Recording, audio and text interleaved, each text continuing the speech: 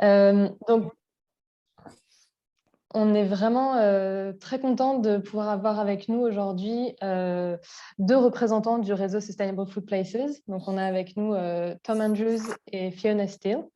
Donc, merci beaucoup à eux. Tom a, je sais, déjà eu l'occasion de présenter un peu le réseau Sustainable Food Places en tant que directeur et fondateur en Allemagne, en Espagne, en Autriche, à Bruxelles, etc. Mais c'est la première fois qu'il le présente en France. Donc voilà, on est ravis de l'accueillir. Donc, comme j'ai dit, Tom a été directeur et fondateur du réseau qui a débuté en 2013. Donc, je vais le laisser se présenter. Alors, je vais me livrer un exercice que je n'ai jamais fait, c'est-à-dire la traduction en décalé de Tom. Donc, vous soyez indulgents, s'il vous plaît, parce que je pense que ça va pas forcément être facile. Fiona, elle, fera sa présentation en français et on la remercie énormément pour ça. Donc, voilà. Et puis, comme tout à l'heure, on fera une session de questions-réponses à la suite. Donc, je vais introduire Tom et puis je ferai, voilà, on va voir comment ça se passe. Je ferai la traduction au fur et à mesure. Tom, whenever you're ready, the floor is yours. I'll put your slide up and you can unmute if you like. Okay. So okay. So you just introduce yourself. I haven't said much, so you can take it from the top. And yeah, if you want to change the slide, and I'll. Yeah. Hello, everyone. Thank you very much for letting me talk to you about our program in the UK, Sustainable Food Places. It's a big program. I'm only going to be able to give you a quick whistle-stop tour of the main features. Donc, il vous remercie de l'avoir invité. Donc, c'est un très gros programme, Sustainable Food Places. Donc, il va avoir le temps de présenter que les grands axes principaux, mais on pourra revenir, nous, ensuite, dans la conversation sur des points de précision. The program, I work for the Soil Association. I think Elisa may have said that, and it's a partnership program involving two other national organisations, which are Food Matters and Sustain. And the program overall is funded by a large private foundation called Esme Fairbairn Foundation, and also by our National Lottery Community Fund. Donc, Tom travaille pour l'association Soil Association, qui est l'association de portage principale de ce programme. C'est un programme donc en collaboration. Donc, il y a 3 organisations qui le portent, Soil Association, Food Matters et Sustain. Et le programme est financé donc par un financeur historique, une grosse fondation au Royaume-Uni privée qui s'appelle la Esme Fairbairn Foundation. Et est financé depuis moins longtemps par la Community Fund, Big Lottery Community Fund, également une fondation privée nationale. Okay, next slide. Yeah. So a quick introduction to the Sustainable Food Places approach. Very simply, it is about helping to establish cross-sector food partnerships, originally in cities, but now in towns and boroughs and counties across the UK. And those cross-sector partnerships usually involve the local authority, the municipal authority, often a number of different NGOs, local NGOs, a number of businesses, and in many instances also academic organisations. Academic bodies. Okay, donc le réseau Sustainable Food Places rassemble, met en réseau des territoires. Sur chaque territoire, il y a un partenariat alimentaire du territoire qui rassemble. Les territoires, ça peut être des villes de plus ou moins grande taille, des comtés aussi. Donc, il y a différentes formes, différentes géographies. Donc, ces partenariats à ces différentes échelles rassemblent des acteurs divers, notamment des collectivités territoriales, des acteurs privés comme des entreprises et des producteurs et des associations et autres structures de la société civile, et aussi dans de nombreux cas des acteurs du milieu universitaire. In all of the places we work with, we have produced what we call the framework of 6 key issues, which you can see on the left. Elisa, I'll leave you to explain what each of those is. But essentially, it's just an attempt to ensure that places we work with understand that they are trying to work across the whole of the food system and all of the different aspects of the food system rather than in one particular element. So ours is about a holistic approach to food system change at a local level. Donc, un des premiers chantiers du réseau, ça a été la mise en place d'un cadre de référence au niveau national pour donner un cadre, en fait, un cap au réseau et aux membres du réseau pour ensuite mettre en place leurs propres projets au niveau des territoires, mais pour s'assurer que l'ensemble des stratégies qui sont menées ont bien cette vision holistique, cette vision systémique de l'alimentation. Donc là, les 6 thématiques clés qui ont été retenues par le réseau, c'est la gouvernance alimentaire et la mise en place de stratégies et plans d'action. Good Food Movement, c'est un peu cette notion de démocratie alimentaire, d'implication des citoyens, de la société civile, par des campagnes d'action et autres, des mobilisations sur des jardins partagés, des choses comme ça. Ensuite, il y a Healthy Food for All, c'est toutes les questions de précarité alimentaire, donc d'accessibilité, des droits à l'alimentation et de qualité nutritionnelle, enfin oui, c'est ça, des régimes alimentaires, voilà. Ensuite, c'est la question de la contribution à l'économie locale par les champs de l'alimentation et de l'agriculture. Voilà. Ensuite, les thématiques, donc tout ce qui est restauration, production, distribution, etc., dans cette catégorie. Ensuite, tout ce qui est approvisionnement public et restauration plutôt collective. Et puis pour finir, plutôt le volet impact environnemental, gaspillage, réduction des gaz à effet de serre, les questions plus environnementales, disons, le volet plus environnemental lié à l'alimentation. Voilà, je crois que c'était tout. Tom, you can go ahead.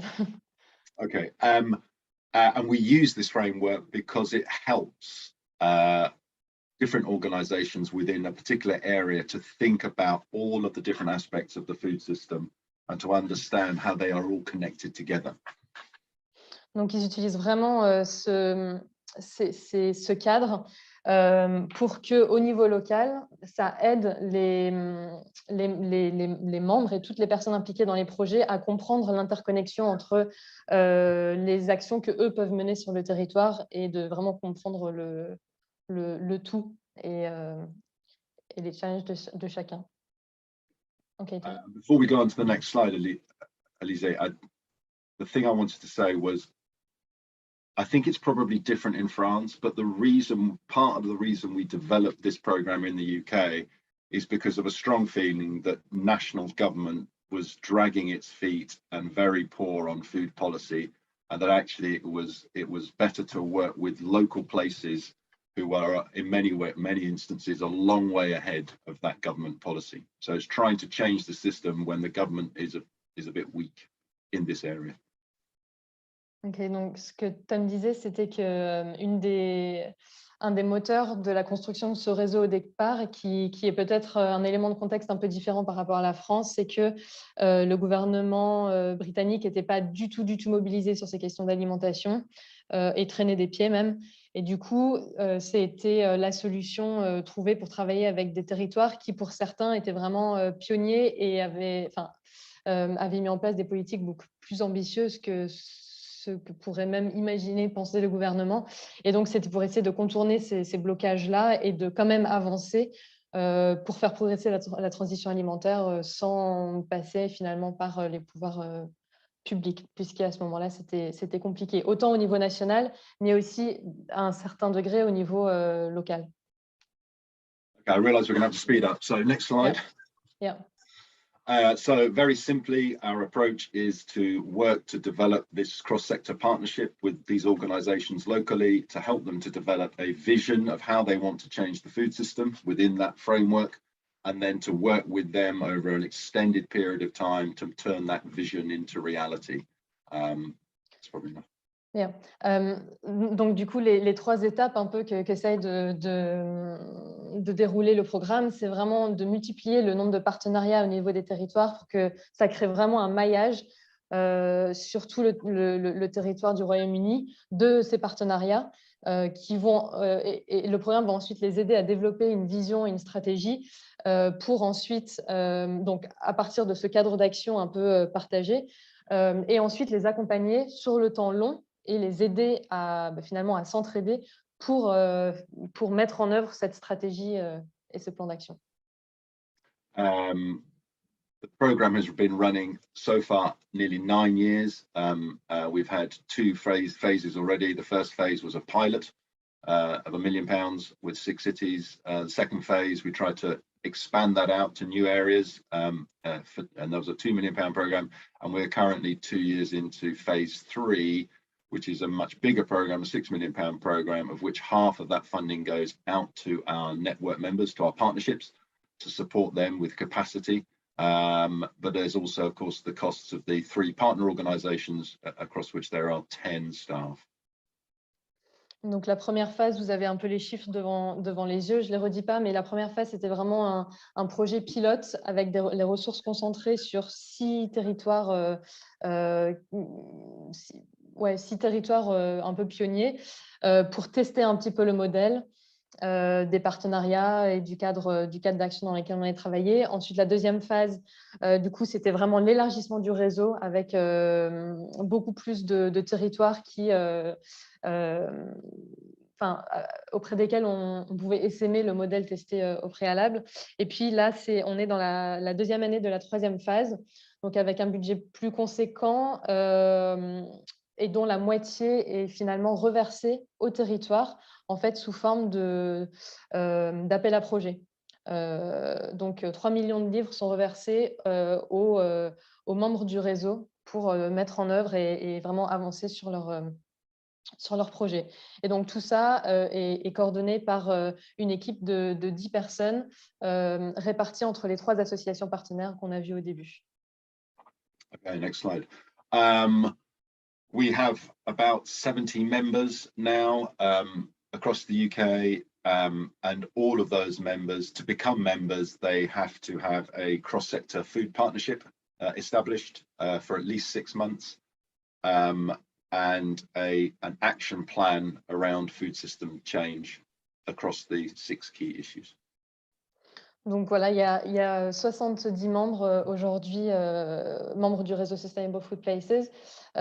Pour devenir membre du réseau, généralement, ça prend une bonne année, voire plus, à partir du moment où on lance la demande. Les critères sont pas forcément faciles à atteindre. Notamment, il faut avoir un partenariat solide qui existe depuis plus de 6 mois et qui se réunit déjà régulièrement avec une gouvernance réellement intersectorielle et un plan d'action également systémique qui est adopté par le partenariat. And I'm going to come on to some of the support we provide, but the core of our support is that we provide grants for dedicated coordinator capacity in each of these places, or most of these places, to enable them to support that partnership and the work that it's doing. Donc, le gros des financements qui va au territoire va pour l'embauche en fait d'un coordinateur au sein des partenariats. Donc, parce que vraiment, on a observé dans les phases précédentes qu'il ne se passait pas grand-chose s'il n'y avait pas un coordinateur vraiment dédié. Et les financements, étant donné que les pouvoirs publics ne sont pas encore très moteurs et volontaires, ou en tout cas ne l'étaient pas, c'est le cas de plus en plus, les financements sont venus de ce réseau national. As you can see, almost all of these slides have been taken from our website. This is just to show you that on that web platform, each of those members presents some of the information about their partnership and their work, and they also include their contact details. So through the website, we are helping places to learn from each other and connect with each other. Donc, tous les slides sont des captures d'écran du site internet, donc vous pouvez aller le visiter ensuite. Cette page, c'est vraiment juste pour vous montrer que tous les membres ont une visibilité, une page vitrine qui voilà, donne les informations principales et aide les membres à se connecter entre eux et à apprendre l'un de l'autre, quels sont leurs points forts, etc. Et où ils en sont. OK? And the range, there is a big range between different places. So some places only have the communications on our website and maybe half a person in terms of coordinator. Others of our members are now up to 4 or 5 staff in some instances, and have a big, website, social media platforms and everything else of their own. Donc, il y a vraiment des grandes disparités entre les partenariats. Certains n'auront même pas de site internet propre et la seule visibilité qu'ils ont, c'est via le site internet de Sustainable Food Places. Donc ici, c'est l'exemple de la ville de Aberdeen. Et puis, ces partenariats auront l'équivalent d'un demi-équivalent temps plein pour coordonner le partenariat. Et d'autres auront 4 ou 5 équivalents temps plein, 5 personnes qui travaillent dessus, et auront tout un site internet parfaitement développé. So a quick introduction to some of our resources. The slide you can see here, we have produced a large library of online resources, all related to how you develop and a really effective partnership, and as well as developing and delivering a really powerful action plan. So each of the things you can see in front of you has an individual guide. So there's lots of online resources for our members. Donc ici, ce que vous pouvez voir, c'est une boîte à outils qui a été mise en ligne, la boîte à outils du réseau Sustainable Food Places. Donc toutes ces ressources sont des productions du réseau directement par des entretiens et des apports des membres du réseau, tous pour vraiment aider les territoires à développer un partenariat fort et durable et développer une stratégie alimentaire systémique et comment consulter, etc. Enfin, vous avez toute la liste des ressources ici et elle est disponible toujours. Tout ça est en libre accès sur le site internet. OK. And as well as lots of information on that first one on governance and strategy, we also provide lots of resources and information under those specific topics of economy, environment, and this includes guides and toolkits, ideas of what places can do, learning from other areas, opportunities around policy related to that particular issue. So for each of those 6 areas, we have a big resource base that is available to all of our members. Donc, en plus de la boîte à outils qui est plus sur des questions de gouvernance et de stratégie, le réseau a développé une sorte un portail d'information, en fait, un centre de ressources sur les 6 différentes thématiques qu'on vous a présentées tout à l'heure pour accompagner les territoires dans leurs projets. Donc, c'est des idées. Donc là, on ne peut pas vous rentrer dans le détail, mais peut-être qu'on pourra le faire plus tard. Mais en tout cas, c'est des ressources sur quels sont les leviers d'action, quels sont les guides méthodologiques qui existent, quels leviers en termes de politique publique existent, etc. Et d'autres ressources et quelles organisations peuvent m'aider dans mon travail. Tout ça en fonction des thématiques qui nous intéressent en tant que territoire. Okay, Tom. Yep, next. Yeah. Oh. There is a part of the website I can't show you, so this is the behind the scenes. Each of our members also has their own what we call a dashboard where they can get information and resources and those sorts of things. And we have developed one element which is called Peer Link. There is so much expertise out there now. The experts are our members, not us. So what we've done is created a marketplace where they can look for expertise that others could give them, and we're providing grants in order for them to get mentoring in areas that they feel they need. Donc, ce que vous voyez là, c'est une partie du site internet qui n'est pas publique. C'est derrière un portail qui est accessible uniquement aux membres. En fait, le réseau, il y avait tellement d'expertise qui s'est développée au sein des territoires, dans nos membres, que le réseau a décidé de développer cette plateforme qui donne en fait, qui a développé un tableau de bord pour chaque territoire avec toute son expertise qui peut proposer aux autres membres. Et en fait, cette plateforme permet de mettre en relation les territoires entre eux en fonction des besoins et de l'offre de chacun. Et le réseau soutient ça en faisant des appels à projets pour simplement financer la mise en relation, le trajet, par exemple, pour les rencontres, pour encourager ces rencontres-là et ces échanges entre les territoires. Donc voilà, chaque membre a son profil, son tableau de bord. And I think it's worth saying that the 10 core SFP staff do provide as much support as we can, bespoke support to individual members. But there's so much demand that actually the best thing to do is to let them learn from and get support from their peers across the network. Donc, Tom précise que les salariés qui travaillent à Sustainable Food Places offrent aussi beaucoup de soutien de soutien continu aux membres, mais il y a tellement de demandes que du coup, le réseau a développé cette plateforme pour aussi faciliter l'échange direct entre les membres. Okay, next slide.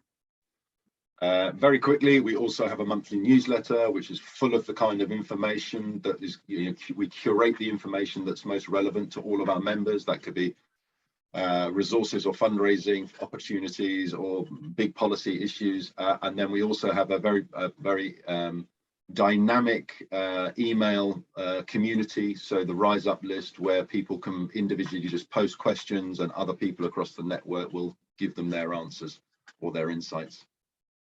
Donc, du coup, le réseau a plusieurs outils de communication. Le premier étant la newsletter, qui est mensuelle, où le réseau fait un travail de veille sur ce qui se passe au sein des territoires. Donc, vraiment ressortir les bonnes pratiques à ce moment-là, sur ce mois, par exemple, pour les partager et aussi les nouvelles en termes de politique publique, etc. Et en plus, il y a une liste de diffusion mail donc, qui travaille assez conjointement avec la newsletter, où les informations sont relayées de l'un à l'autre, qui est beaucoup plus quotidien et où il y a des échanges vraiment, pour le coup, quotidiens entre les membres, entre eux, sur toutes les thématiques de l'alimentation en général, avec plus de 300 membres. We've only got 5 minutes, Elisa. Do you want to go back? Do you want us to get back on time? In which case, we'll just do this slide and jump to the last one. Yeah, let's do that. On a pris un peu de retard, donc il vous reste 8 minutes. Après, voilà. On a juste pris 3 minutes de retard avant, donc. we can take max 10 minutes more, Tom, between the two of us. See how we do. So one big aspect of our program is that we run national campaigns on issues that are common or feel important to a large number of our members. Each of the campaigns you can see here is on a different topic that people think is important. We develop a national campaign, but all of the national campaigns have a local element. So you can deliver this campaign in an area, but it is also part of an effort to change policy at a national level. So there's a really good dynamic between the national and the local through our campaigns work. You can see all of the names there. So veg, sugar, and in a minute, I'll just quickly talk you through our most recent campaign that we've just launched, which is called Food for the Planet. Donc du coup, un des axes principaux du réseau, c'est vraiment les campagnes d'action, de plaidoyer. Donc là, vous avez les différentes campagnes qui sont menées. Donc elles ont été lancées un peu progressivement.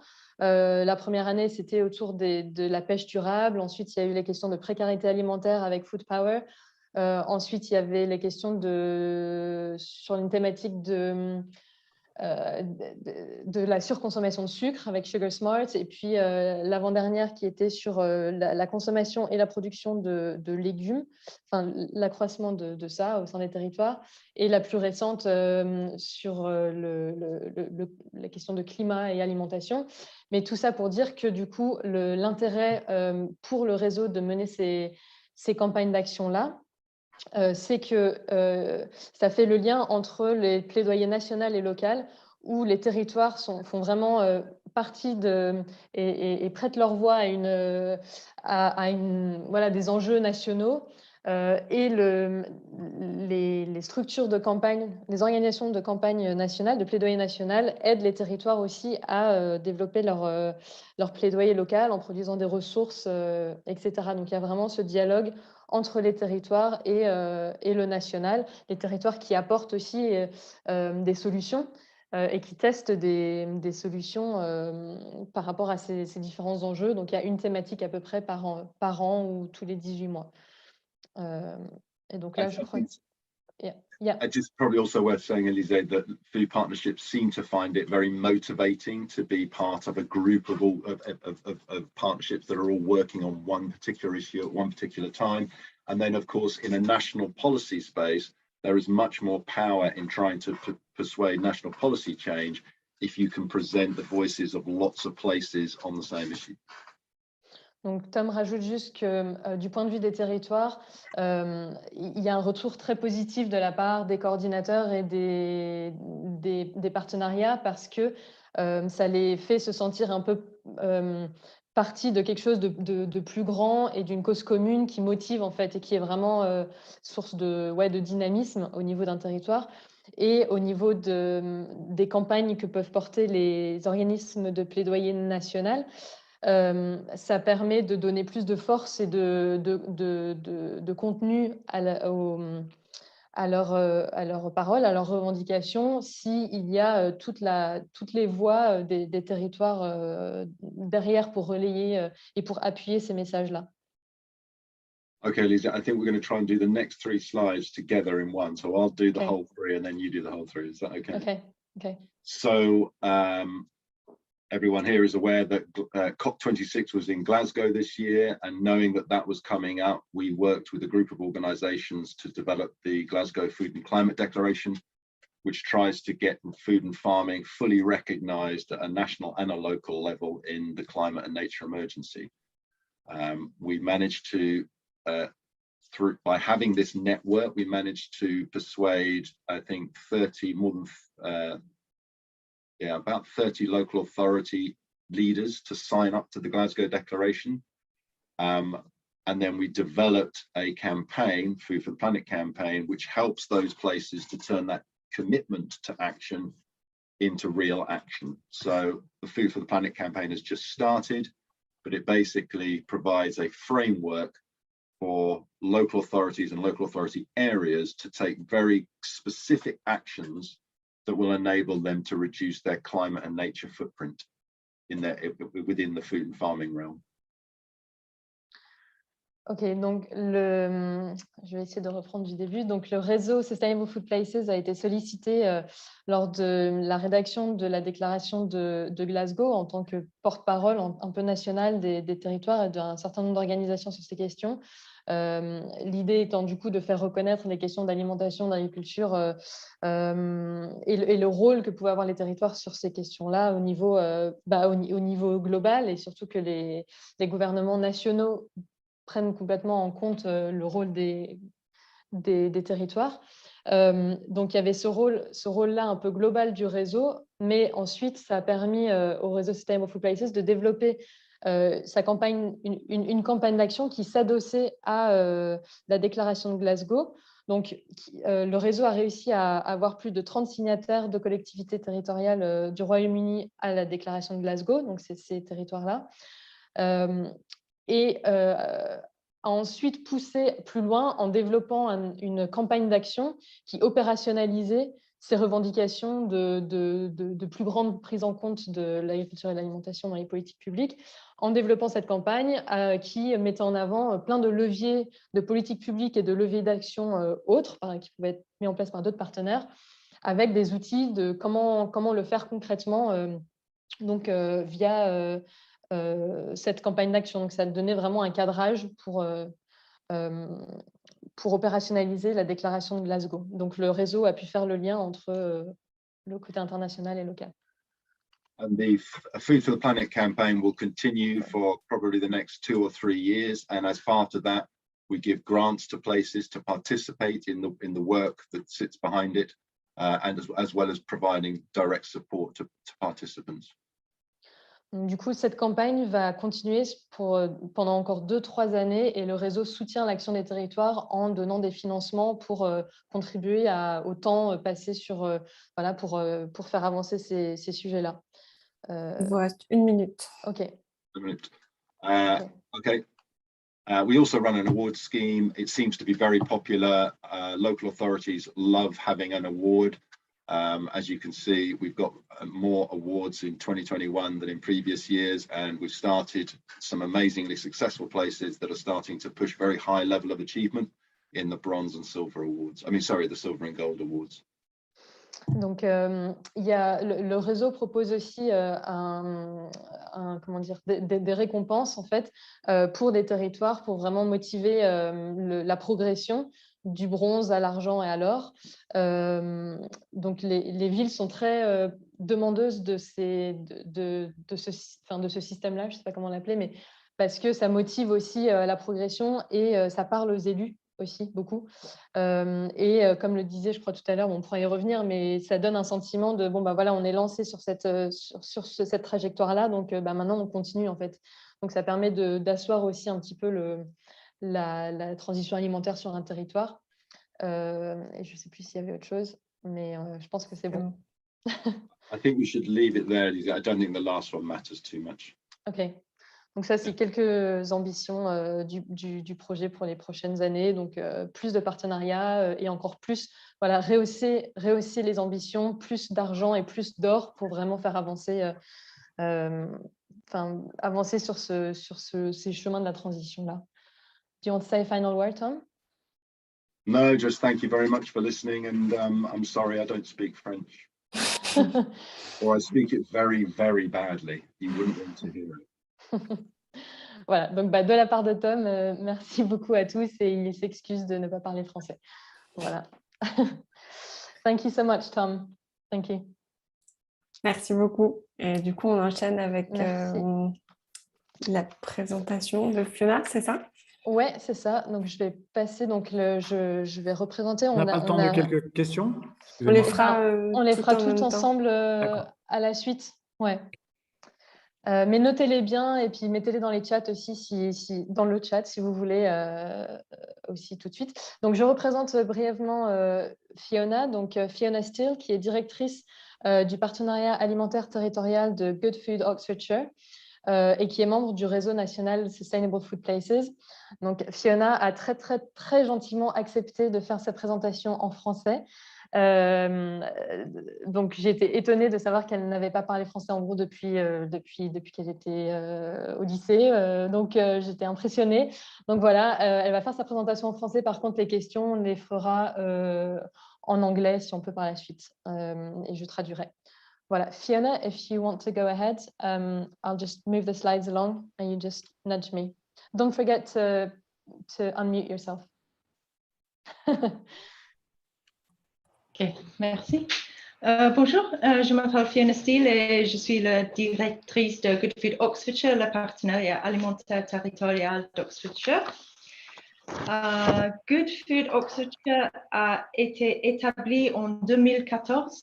Au commencement, notre objectif était la ville d'Oxford, mais en 2020, on a commencé à travailler dans toute l'Oxfordshire et cette année, nous sommes devenus le premier comté à gagner la médaille de bronze de Sustainable Food Places. Ici, vous pouvez lire notre charte qui expose notre vision d'un système alimentaire qui est bon pour la planète, bon pour les gens et bon pour la communauté.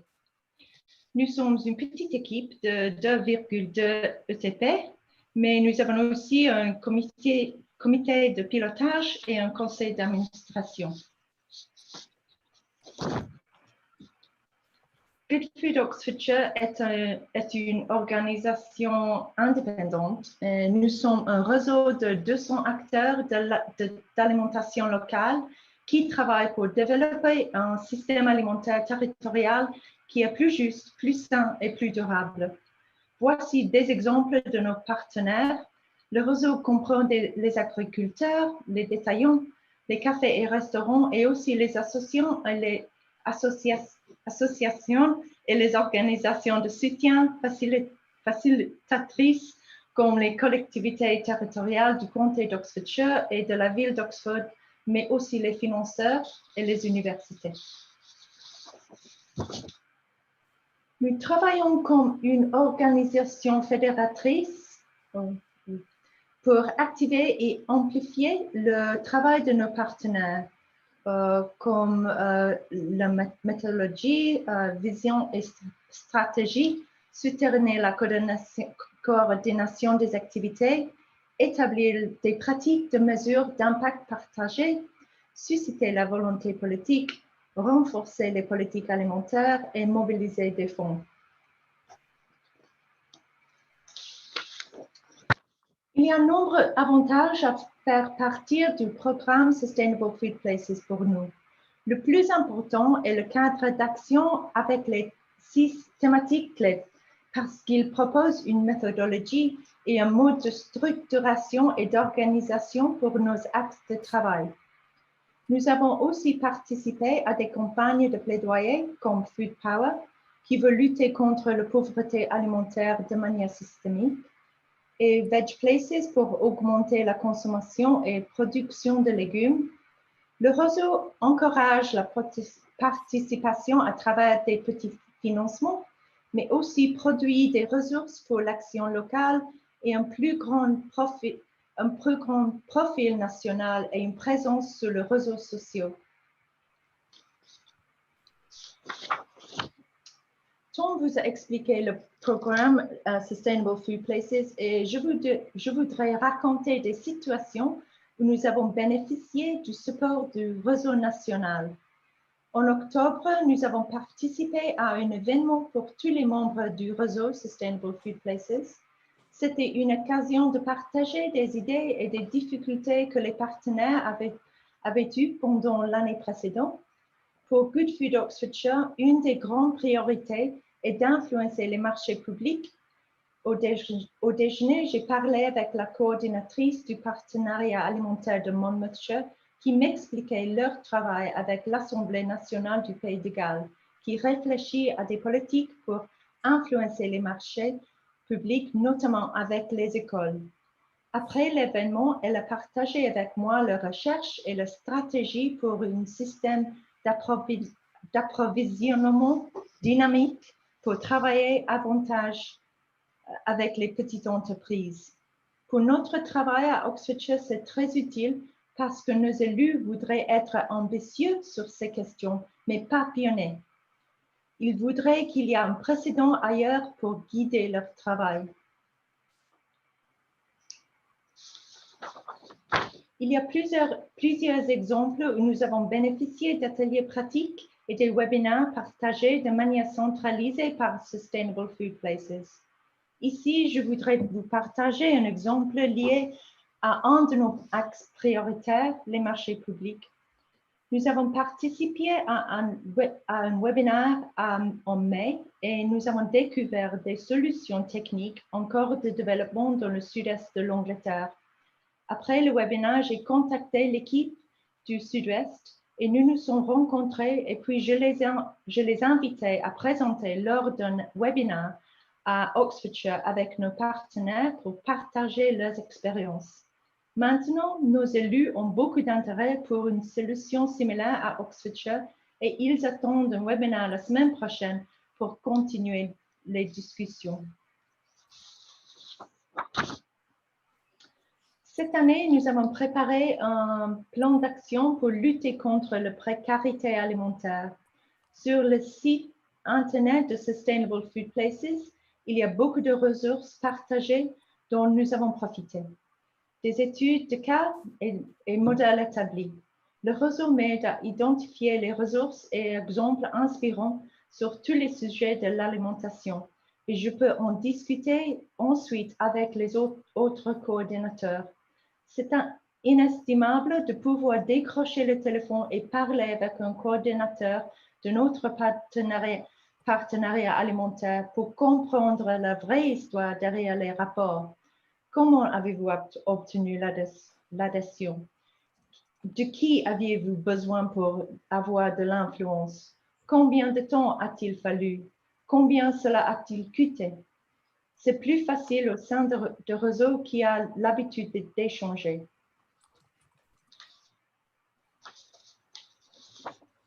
À partir des avenues formelles, il y a aussi des relations informelles qui ont une valeur.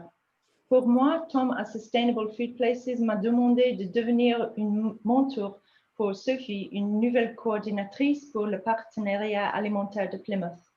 Tandis que c'était moi qui étais le mentor, la relation était mutuellement bénéfique. Pour moi, c'était une opportunité de réflexion et maintenant la relation continue avec Sophie, mais aussi avec d'autres membres de l'équipe. Nous partageons des idées et expériences autour des frigos solidaires et sur les programmes d'accueil d'élèves en précarité alimentaire pendant les vacances. Je peux téléphoner n'importe quand pour partager des idées et poser des questions sur les expériences.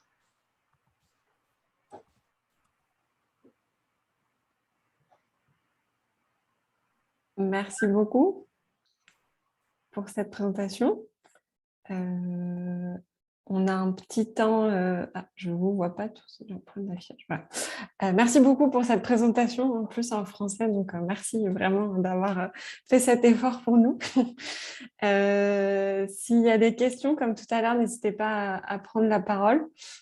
Si vous vous sentez de les poser en anglais directement, allez-y. Sinon, on redemandera à Alizée de faire la traduction. Si vous voulez poser en anglais, faites la traduction en français pour tout le monde. Voilà, n'hésitez pas. Oui, Marc. En français. D'abord, merci Fiona pour l'exposé. Et c'est intéressant de voir comment le réseau national a une influence positive sur le local. Probablement qu'en France, pays latin, on aura moins de discipline entre ce niveau local et national, mais à nous d'avancer sur le réseau. Par contre, je voulais aussi saluer Tom et le remercier pour son intervention. Je crois que c'est presque superflu d'envisager la création d'un réseau international entre la France et la Grande-Bretagne, parce que de fait, on voit qu'il existe. Aujourd'hui, c'est la preuve matérielle qu'il y a des liens et c'est super. Par contre, peut-être qu'on pourrait envisager, pour répondre à un des critères qui était soulevé par l'expérience TEPO, c'est l'importance des fonds européens, d'utiliser ces fonds européens entre les deux pays sur ce thème de l'alimentation. Okay, so it was less of a question than a few remarks, but Mark, thanks you both for your presentations. More linked to Fiona's presentation, he found it interesting to see what impact the national program could have on the local area, the very kind of pragmatic impact, and he suspects that in France, a Latin country, we should probably expect less, I don't know if discipline is the right word, but not such of an easy relationship between the local places and the national program in such a kind of organized way, probably. But we can still, I think there's still some interactions possible. And maybe in relation to Tom's presentation, if such a network develops in one way or another in France, that it would be interesting to pursue any links related to European project funding, if these networks were to work together in the future. But I don't know if Brexit has an impact on that. Moi, je me demande si le Brexit n'a pas mis un... We've made the stupid decision that might make that very difficult, which is Brexit. Just on Mark's other point, because because all the 3 core partner organizations are UK-wide and they're NGOs with a good reputation, I don't feel like there has been a kind of resistance local level to working with us. But I think Elise, it might be worth reflecting back to Mark and colleagues about how we are moving towards a more devolved model in the UK. So Sustainable Food Places Wales and Northern Ireland and Scotland, and there might be a similar thing that one could develop in France, because it's a much bigger country with big diversity of geographic areas, and I just wonder whether actually a sort of let's call it a republic of partnerships you could develop in France. Donc, ce que Tom répondait un peu à la remarque de Marc, c'est que, donc, étant donné que c'était 3 partenaires de la société civile qui avaient un peu un rayonnement national, il n'a pas ressenti de résistance particulière par rapport au niveau local pour travailler avec eux, que ce soit de la part d'autres organisations de la société civile implantées plus localement ou de la part de collectivités territoriales à travailler avec ce réseau d'ONG. Et par contre, du coup, il ajoute aussi que c'est intéressant de voir qu'au Royaume-Uni, le réseau évolue aussi vers une gouvernance plus implantée, plus forte dans chaque nation du Royaume-Uni. Donc, une gouvernance un peu plus spécifique au Pays de Galles, en Écosse, en Irlande du Nord et du coup au Royaume-Uni, en Angleterre, pardon, parce que aussi les conditions et les politiques publiques ne sont pas les mêmes tout à fait. Il n'y a pas les mêmes réglementations, etc. Donc, ça change. Donc, ça a un impact. Et donc, il pose la question de savoir si c'est quelque chose à réfléchir en France. Est-ce que du coup, si ce côté national est peut-être moins intéressant, est-ce qu'il y a d'autres pistes qui peuvent être explorées de manière peut-être plus régionale ou plus à d'autres échelles si le national n'est pas pertinent, en tout cas de penser à ça. En tout cas, il y a une vraie raison au Royaume-Uni pourquoi il y a un développement au niveau des nations. Elise, it may also be worth mentioning that we try as much as possible for the programme to feel owned by the members. And as we move through this phase 3, we're going to be working very hard to make sure that the programme and the network feels very much owned by the members, so that it's then more about them than it is about the organising core partners. Elise, can I just add to that? Yeah.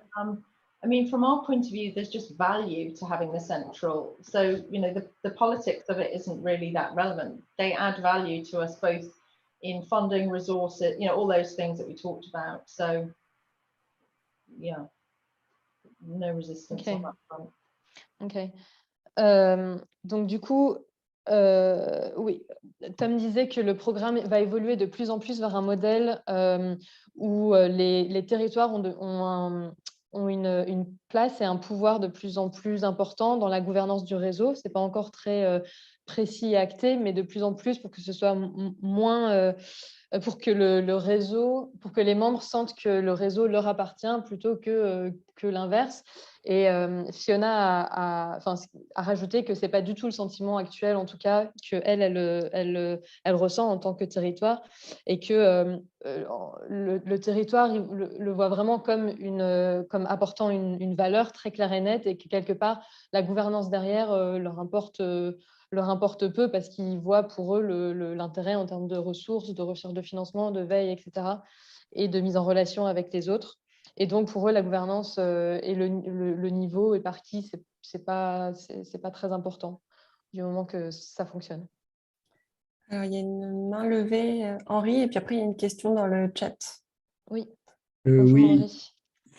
Oui, c'est juste, ça prolonge ce qui est dit là sur les territoires. C'est vrai que l'accent, je suis arrivé en retard, hein, mais est mis complètement sur les territoires, y compris cette histoire de prix et de labellisation d'une certaine manière. Donc, ouais, je pense que c'est quelque chose qui est intéressant. nous, notre assos, là, on travaille beaucoup avec les territoires et leur coordination. Et donc, mais pour que on puisse arriver à cette idée de prix, il faut quand même avoir une force institutionnelle, tu vois, pour des critères bien objectifs, etc. Et donc, peut-être que le réseau, si on arrive à ça, tu vois, à avoir vraiment une conception bien assise et partagée de ce que c'est que la transition alimentaire, par exemple, si c'est ça le sujet. On pourrait peut-être voir après avec les fédérations de collectivités et puis, enfin, si les 4 ou 5 grandes fédérations, en fait. Donc, je pense que c'est une voie intéressante à prospecter, même si c'est difficile en France, c'est assez compliqué quand même. Mais on peut essayer.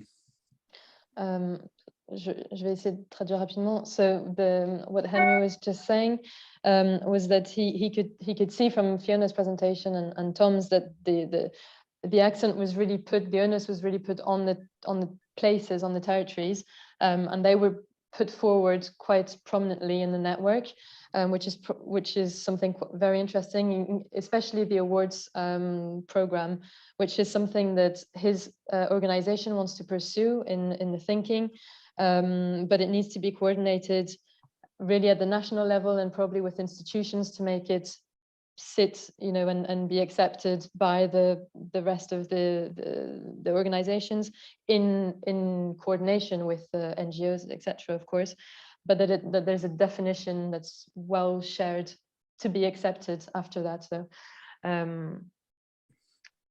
yeah, I think one thought is that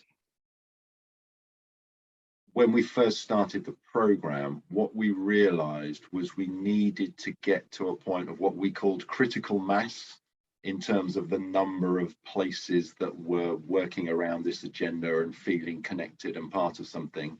And that made it credible for lots of other places, or attractive to lots of other places. And it also gave it a sort of credibility in the eyes of national government. I mean, Elisa, you might want to mention the fact that in our national food strategy recently, there is that recommendation for a sort of food policy and a food partnership in every area. And it's taken a number of years to get to that point by creating this critical mass of the pioneers, as it were. And I'm sure that in France, you would find quite a lot of places that are already working around this agenda who would be wanting to, be part of a movement for change, even if there are lots of others that at the moment think that it's not relevant or, Oui, donc. Pardon, faut que j'oublie la traduction. Pardon.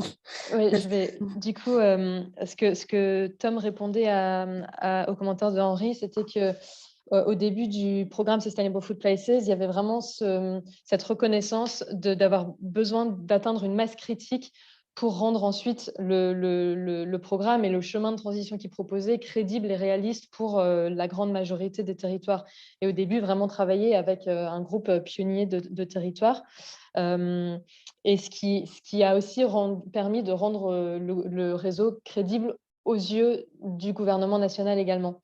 Et du coup, ce qu'il précisait, c'était que là, il y a eu récemment une stratégie alimentaire nationale qui est en cours de production au Royaume-Uni. Et donc, dans ses recommandations, elle inclut la volonté de voir se créer, ou de se voir adopter des stratégies alimentaires et des partenariats alimentaires dans chaque territoire du Royaume-Uni, dans chaque collectivité.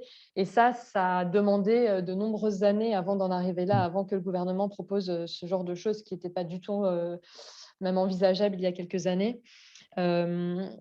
Et du coup, il travaillait vraiment avec cette masse critique de pionniers, et il dit qu'en France, il y a probablement aussi ce même appétit auprès des territoires pionniers pour entrer dans cette dynamique et ce mouvement du changement, même s'il y en a d'autres à qui ça ne parle pas du tout et qui ne sont pas dans cette qui sont pas motivés ou par ça tout de suite, mais qui pourront l'être ensuite une fois que le terrain aura déjà été un peu testé.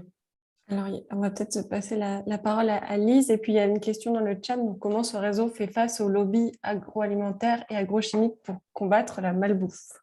Et peut-être, Lise, si vous voulez poser votre question, comme ça, on peut vous grouper. Oui, bonjour. La dernière remarque de Tom a un petit peu répondu, mais grosso modo, je vais lui poser une question sur un peu plus l'origine du projet, c'est-à-dire j'ai l'impression que c'est devenu d'un financement et du coup très top-down. J'essaierai de la faire en anglais après. Et aussi, je lui demanderai comment est-ce que lui, il estimerait le niveau d'ambition qu'ils essaient de mener au sein du réseau avec ce système justement de récompense. Donc voilà, je vais en gros poser ces questions-là. Hi Tom, I'm going to try in English. I have a few, my question is more about the origin of the project. It seems to me that it started with a kind of a financial opportunity, and it has led to a top-down model, as you said before. I wanted you to confirm that and to tell us a bit more in details how it worked. I mean, how it has been developed, and how would you qualify the level of ambition that you show to your to the partners? You show the transversality, the framework you showed, but do you kind of impose a very strong idea of environmental or social topics, or is it very progressive, or do you have, because you said it was a bit difficult to enter in the network, but you said more in terms of governance or to start partnership, but not in terms of level of ambition of the results you want the territories to achieve.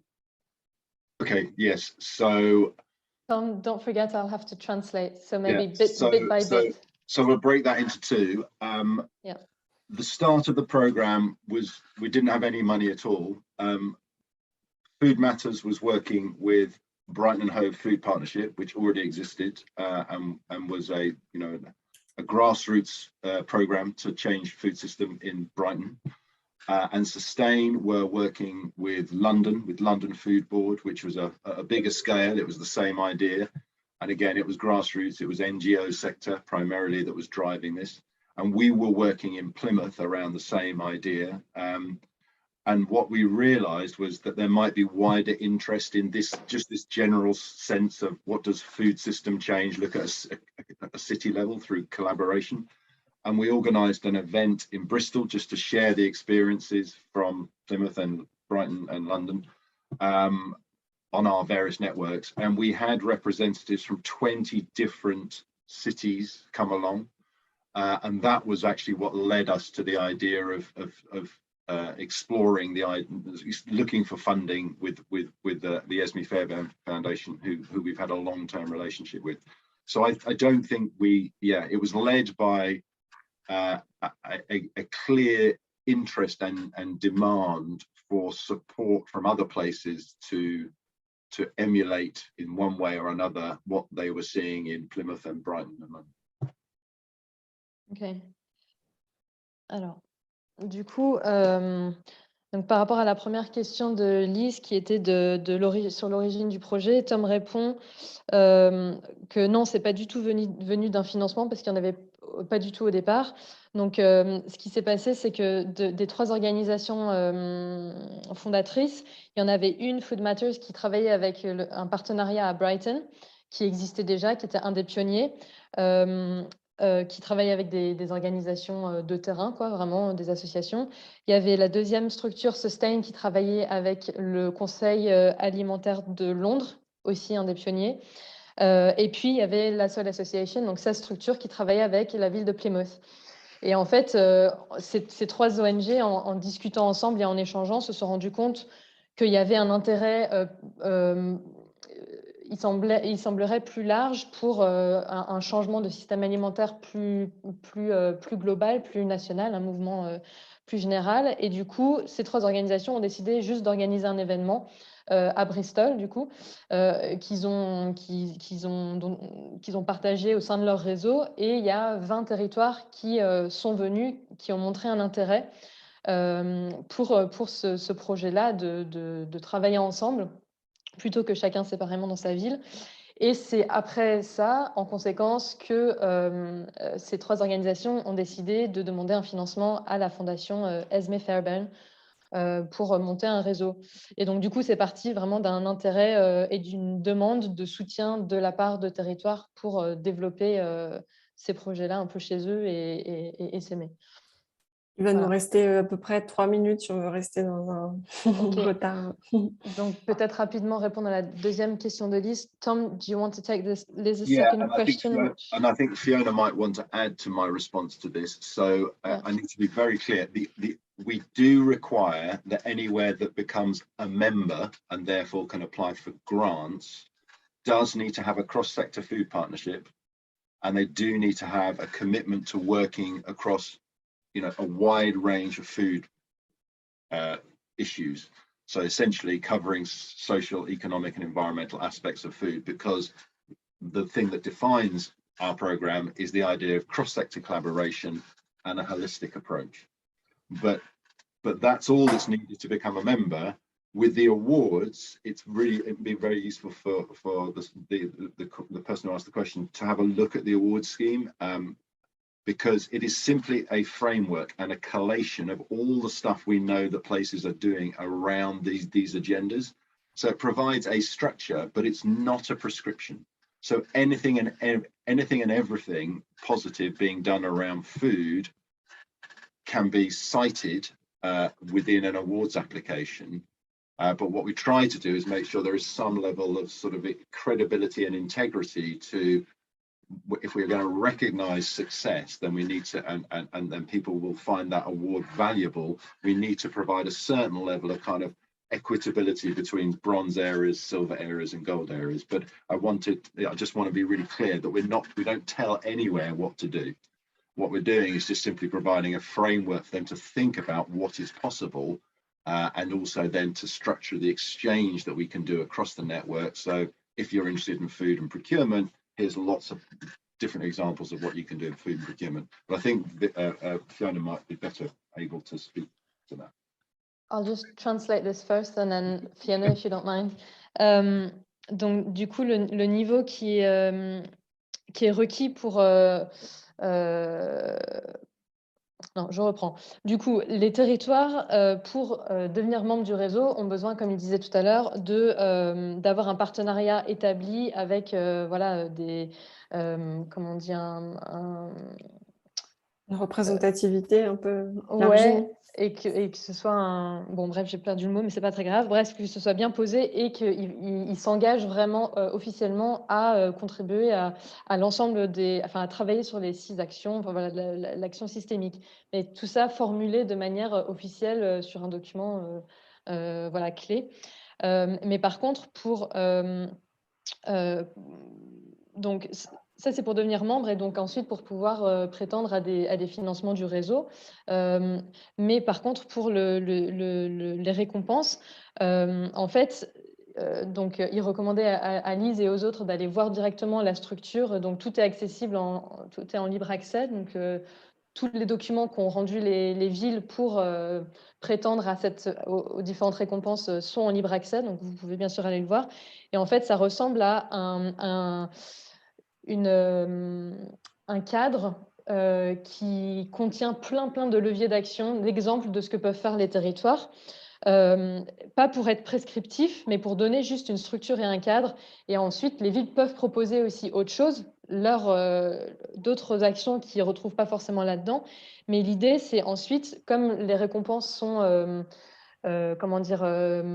évaluées par le programme, pour donner une sorte de consistance à différents niveaux, donc bronze, argent et or, pour au fur et à mesure des candidatures, il y a une espèce d'homogénéisation pour qu'il y ait une confiance dans les différents niveaux, une homogénéisation. Donc, il y a ce côté équitable, tout en travaillant pas tous exactement sur les mêmes actions. Donc, les villes sont libres d'adopter la structure qu'ils veulent, etc. Mais en tout cas, le système de récompense permet de recadrer un peu tout ça dans les formulaires et de montrer une certaine équitabilité. Mais vous le verrez si vous parcourez même rapidement les documents, ce qu'on veut dire. Donc le niveau, voilà, c'est fait un peu petit à petit. Et je ne sais plus où on en était. Ah oui, Fiona, did you want to add anything to that? Yes, I don't know if you've said it already. I don't think so. Yeah. So the framework is really useful in terms of it does provide more detailed content around the things you might do in each of the issues, but they're not so prescriptive. I find that it gives you a sense of where you should be heading, but when you come to write your awards, it's quite easy to fit in the activities that are happening on the ground into that structure. And I'm sure that Oxfordshire's application looks very different to another region within the same framework because it's broad enough to encompass the local nature of your partnership. The other thing to say is that as you move through the awards, you still have to demonstrate that you are meeting, that you're working across all of the issues, but it's likely that you start to specialize in a particular issue. So if something is particularly important in your area, it is recognized that you will sort of have more expertise in some of the areas. Ok. Donc, ce que Fiona a rajouté, c'est que pour elle, le cadre d'action de la récompense, ça a été très utile parce que ça donnait en fait plein de détails sur le genre d'action qu'on pouvait faire au niveau local. Mais par contre, ce n'était pas si prescriptif que ça empêchait de faire telle ou telle action parce que ça ne rentrait pas dans le cadre. Donc du coup, ça donne un sens de dans quelle direction est-ce qu'il faut aller. C'est quoi le chemin global? C'est quoi le genre d'action que je peux mener au niveau local? Mais par contre, quand les territoires répondent ou remplissent le cadre de la récompense, enfin le document, je veux dire, de soumission, le dossier, on arrive à replacer les activités qu'on mène dans son propre territoire dans ce cadre-là aux différents endroits. On retrouve grosso modo nos actions dans la structure, mais par contre, c'est assez large pour garder les différences de chaque endroit et elle dit probablement la candidature de Oxford est assez différente de celle d'autres territoires, mais quand même au sein d'une même structure. Et du coup, ça force quand même, ça encourage, et pour avoir une récompense, ça oblige en fait à travailler sur l'ensemble des thématiques l'ensemble des thématiques de l'alimentation, donc les systémiques. Mais par contre, tous les territoires vont forcément développer leur expertise nécessairement dans un domaine ou deux domaines, et ça permet aussi de rendre compte de cela et d'être plus fort sur un ou deux ou trois des thématiques, même si on travaille sur l'ensemble des 6. Donc c'est ça la force de la récompense. Peut-être juste une dernière question, après je propose de faire une pause dans le chat. Est-ce que est-ce qu'il y a un autre réseau qui existe en Grande-Bretagne ou est-ce que c'est le seul qui existe au niveau national? Donc, je vais traduire la question. Tom n'est plus là, je ne le vois plus dans le... Ah ouais, non. Il fait peut-être... Ouais. Des fois, il a eu des problèmes de connexion ce matin. Donc, OK. Il revient un temps. OK. Je vais l'attendre pour poser la question. OK, c'est bon. OK. Tom, can you hear us? Sorry, I just had a power cut. Yeah, okay. It was rebooted. Okay. We just had a quick question and I thought I'd fire it to you. The question comes from the chat, and the person is asking whether it's the only network of that kind that exists in the UK or if there are others, and what do they look like? It is the only network of its kind working on all aspects of food in the UK. I think Fiona included in her presentation a reference to Food Power, which was another funded programme that has now come to an end, but that specifically supported food poverty partnerships across the UK. And in many instances, our members of Sustainable Food Places partnerships were also the homes of those food poverty partnerships. but I don't know of any other equivalent entities in the UK. And interestingly, the lottery have asked us, are very interested on whether the approach that we've developed, cross-sector collaboration at a place level, whether it might be relevant to other areas of life and, you know, social change. Donc, du coup, la réponse de Tom, c'est que c'est le seul réseau qui travaille de manière systémique sur les questions d'alimentation, qui touche à tous les domaines. Il y a un autre réseau qu'a mentionné Fiona tout à l'heure, qui est le réseau Food Power, qui est aujourd'hui terminé, mais qui était un réseau national aussi, qui travaillait exclusivement sur les questions de précarité alimentaire. Et dans de nombreux cas, donc c'est un réseau qui mettait en réseau du coup des partenariats, mais qui travaillait spécifiquement sur les questions de précarité alimentaire. Et Tom dit que dans la plupart des cas, ces partenariats sur la précarité alimentaire étaient hébergés au sein du partenariat alimentaire Sustainable Food Places, qui travaillait sur toutes les questions d'alimentation. Et ça, c'était un peu comme un groupe de travail, mais très développé, thématique, et mis en réseau au niveau national avec des ressources qui vont avec et le soutien aussi. Mais du coup, ce programme a pris fin.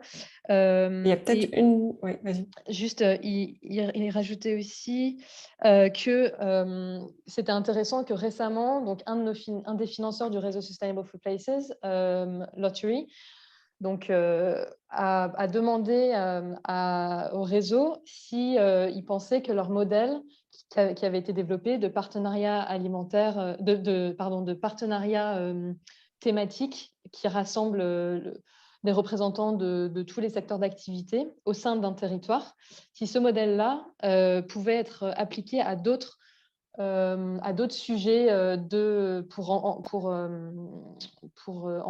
accélérer la transition alimentaire sur d'autres thématiques comme l'énergie, les mobilités, autres que l'alimentation, quoi. Est-ce que ce modèle-là de partenariat territorial pouvait être essaimé dans d'autres domaines? Donc voilà, le modèle fait un peu son chemin et montre un peu son utilité visiblement. Et peut-être juste la question qu'on n'avait pas traitée sur le rapport au lobby agroalimentaire, agrochimique et le jeu peut-être de pouvoir là-dessus entre le réseau et ces acteurs-là. Okay, so there's one final question for both of you from the chat as well, is that how does the network react, or how does it respond to the lobbies, the kind of big food agribusiness lobbies and junk food lobby that is around? What does the network, or how can the network respond to those? Is there any interactions or? Can I give a very quick response, and then I do have to go? It's been lovely speaking to everyone. A quick response is that London introduced a junk food advertising ban, and it's interesting, at a local level, and that has now been replicated in a number of places across the UK, partly because of the network that we support. I think the other short answer is I don't think we have done enough yet to use the power of all of these members' voices to try to really affect some of those mainstream food companies and food issues. It's something that we would love to do, and I feel like we're slowly getting to the scale of network places across the UK where that voice could be quite powerful, but it's still a job to do. I don't know whether Fiona has anything to add. I have to go because I've got to join another meeting. It's been lovely to meet you all. Thank you very much, Tom. Thank you so much. Fiona, do you mind if I translate Tom first and then I'll come to you? Donc la réponse de Tom, c'était vraiment que donc il disait que Londres avait adopté une interdiction de publicité sur le junk food, la malbouffe, localement sur la ville de Londres.